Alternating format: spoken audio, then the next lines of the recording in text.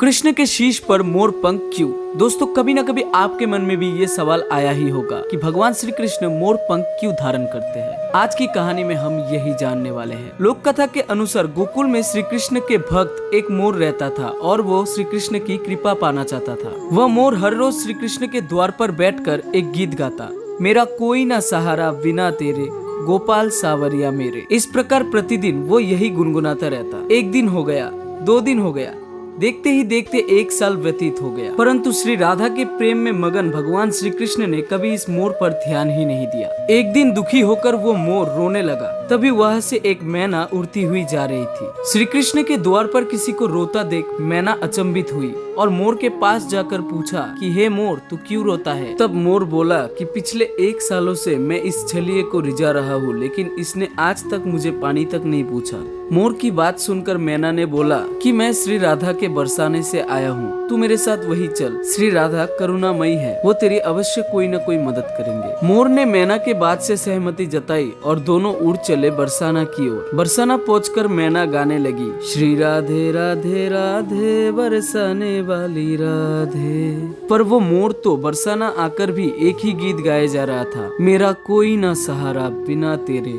गोपाल सावरिया मेरे। जैसे ही राधा रानी ने ये सुना तो वो दौड़ी चली आई और प्रेम से मोर को गले लगा लिया और बोली, हे मोर, तू कहाँ से आया है? तभी वो मोर बोला, जय हो राधा रानी, आज तक सिर्फ सुना था कि आप करुणामयी है और आज देख भी लिया। तभी राधा रानी बोली, भला वो कैसे? तब मोर बोला, मैं पिछले 1 सालों से अपने भजन द्वारा कृष्ण जी का नाम जप करता रहा, लेकिन उन्होंने कभी इस पे ध्यान देना तो दूर, कभी मुझे थोड़ा सा पानी भी नहीं पिलाया। मोर की बात सुनकर राधा रानी बोली, अरे नहीं, मेरे कृष्ण ऐसे नहीं है, तुम एक बार फिर वही जाओ और इस बार कृष्ण कृष्ण नहीं, राधे राधे रटना। मोर ने राधा रानी की बात मान ली और गोकुल वापस लौट गया। अगले दिन वो मोर फिर से भगवान द्वार पर आया और इस बार कृष्ण कृष्ण नहीं, राधे राधे रटने लगा। श्री राधा की नाम सुनते ही श्री कृष्ण दौड़े चले आए और उस मोर को प्रेम से गले लगा लिया और पूछा, हे मोर, तू कहाँ से आया है? तब वो मोर हंसते हुए बोला, वहरे चलिए, जब मैं 1 साल से आपके नाम की रट लगाए जा रहा था तब तो कभी पानी तक नहीं पूछा, और जैसे ही आज राधा राधा रटने लगा तो आकर गले से लगा लिया। भगवान श्री कृष्ण ने उस मोर की सारी बातों को ध्यान से सुना